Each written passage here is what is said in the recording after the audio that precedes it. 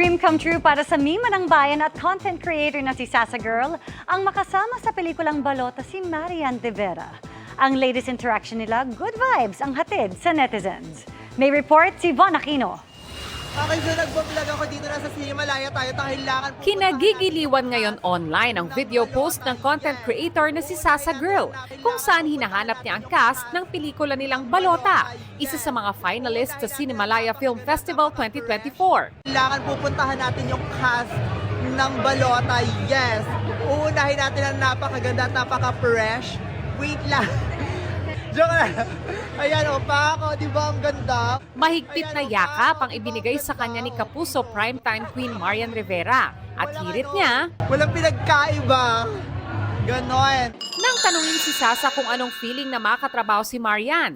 Pabirong sagot niya, Wala lang. Like, malditahan lang kami. Ganon. Tsare. ang mga role ni Marian noon sa telebisyon ang fantasy ni Sasa kaya naman dream come true para sa kanya ang makatrabaho siyan. Si Mama Maria talaga bilang isang bakla din, yan ang kinalakihan ko rin kasi alam mo na, Darna, Marimar, bakla fantasy talaga namin yan. Super thankful talaga ako na talagang it was a dream come true for me. And napaka-professional ni Madam Marian. And wala, never kong nakitaan ng, alam mo yon, bigat, katrabaho ang anyone sa set namin. Sobrang gaan lang talaga.